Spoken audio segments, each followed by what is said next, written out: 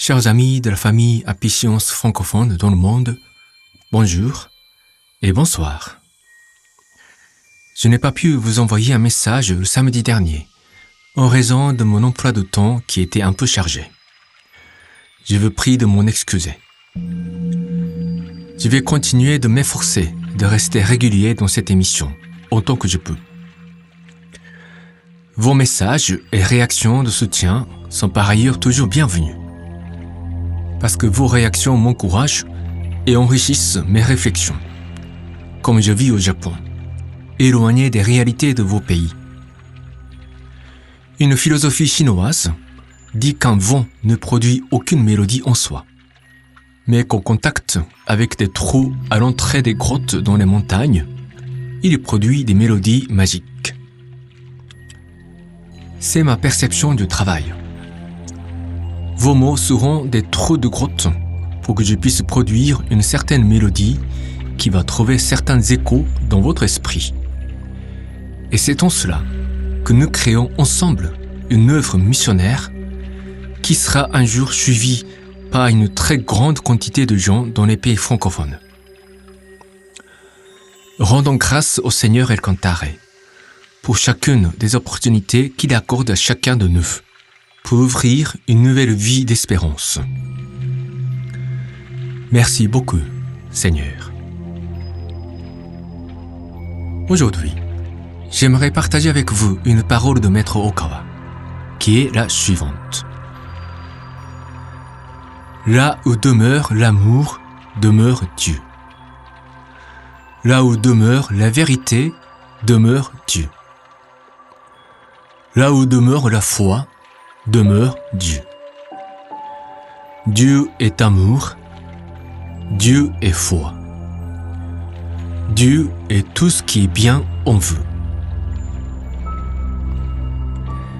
J'espère que la plupart d'entre vous, surtout vous qui êtes au Bénin, comprenez où j'ai trouvé ces mots. Oui, c'est dans le livret sacré, la lumière de la nouvelle espérance. Le nouvel évangile pour tous les Africains. Je voudrais proposer un moment de réflexion sur ces mots, qu'il ne suffit pas de lire rapidement 1-2 fois, mais qu'il faut vraiment contempler, pour en saisir pleinement des leçons profondes pour nos âmes. Les 3 premières phrases. Là où demeure l'amour, demeure Dieu. Là où demeure la vérité, demeure Dieu. Là où demeure la foi, demeure Dieu. Que ces mots vous inspirent-ils? Là où demeure l'amour, cela veut dire l'âme des individus qui nourrissent l'amour en eux, n'est-ce pas? Quand l'âme d'une personne est habitée par un amour authentique, l'amour qui découle de son Créateur et des royaumes célestes, cette énergie bienveillante envers toutes les créatures, elle accueille son Créateur en elle. Parce que l'amour est l'essence même de notre Créateur. En nourrissant l'amour en nous, nous nous retrouvons au diapason avec la vie de notre Créateur qui est toujours en nous. C'est ainsi que l'amour est une clé qui nous permet d'accéder à notre source de vie. Quand nous aimons véritablement quelqu'un, nous redevenons nous-mêmes enfants de Dieu. Là où demeure la vérité signifie que quand nous sommes habités par l'esprit de la vérité, l'esprit recherche constamment la vérité et désire demeurer en elle, sans aucun calcul matérialiste. Nous sommes unis avec Dieu le Seigneur, parce qu'il est la vérité elle-même, la vérité ultime de tout l'univers, ou de tous les multivers, si vous voulez. Nous devons faire le choix de demeurer dans la vérité, c'est-à-dire de rester fidèles à la vérité, pour rester ce que nous sommes vraiment. En tournant le dos à la vérité, nous nous trahissons, parce que nous rompons avec notre propre source de vie, C'est en cela que le mensonge et l'hypocrisie constituent un péché grave et un poison de l'âme. Là où demeure la foi signifie la même chose. Nous avons le devoir naturel d'avoir la foi en notre Créateur, en notre source de vie, pour retrouver notre nature essentielle. Et la foi ne tombe pas du ciel. Nous avons le devoir de faire le choix, chaque jour, de demeurer dans la foi. Nous pouvons ainsi dire deux choses concernant les trois premières phrases. D'abord, nous apprenons ici qu'il existe trois clés pour demeurer aux côtés de Dieu, ou en lui, en son âme.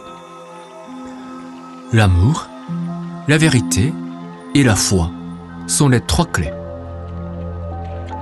Ensuite, c'est à nous, humains, de faire le choix d'utiliser ces trois clés pour ouvrir à tout moment la porte cachée en nous et nous unir au Seigneur, ou pour être plus précis, pour nous éveiller au fait que Dieu le Seigneur El Cantare, demeure constamment en nous, en toute situation, à tout moment, que cette vérité n'a jamais altéré dans le passé, elle l'est toujours et restera inaltérable dans le futur, quel que soit le changement de la société et de l'époque.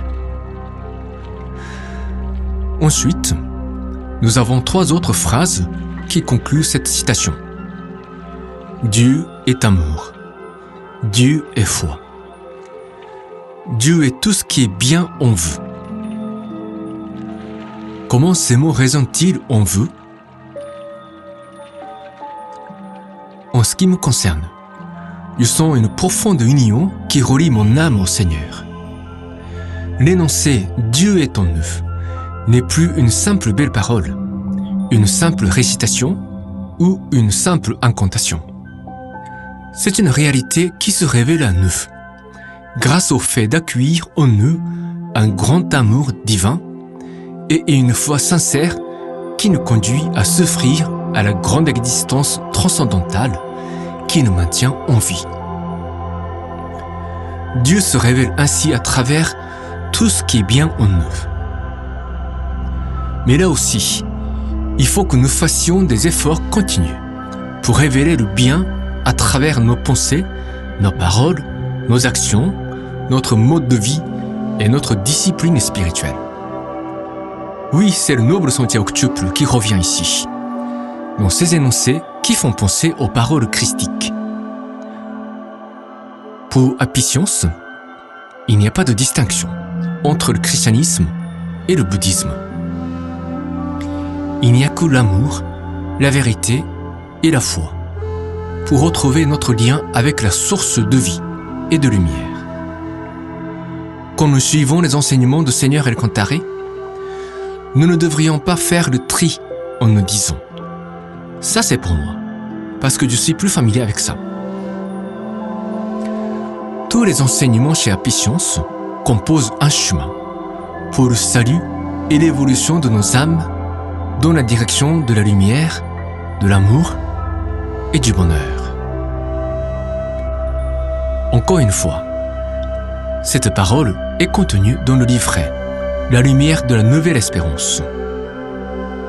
Il faudra transmettre ces messages à nos amis francophones qui vivent surtout en Afrique. Ils ont besoin de cet évangile pour retrouver le pouvoir, l'énergie, l'amour, le courage et la sagesse pour reconstruire ce continent qui a une très longue histoire qui remonte à des époques très lointaines. Je le répète, l'ère de l'Afrique qui a été prédite par Maître Okawa est entre vos mains, mes amis. Parce que c'est vous qui en détenez la clé. C'est tout pour aujourd'hui. J'espère vous avoir apporté un éclaircissement sur l'importance de ce livret, du message du Seigneur contenu dans ce petit ouvrage. Je vous encourage, de tout mon cœur, de faire l'effort sincère pour promouvoir la diffusion de ce livret. C'est un véritable œuvre missionnaire sacrée. Je compte sur chacun de vous. Chers amis, portez-vous bien cette semaine aussi. Que la gloire du Seigneur El Cantare brille à travers votre existence, votre vie, dans la joie de l'âme. À très bientôt.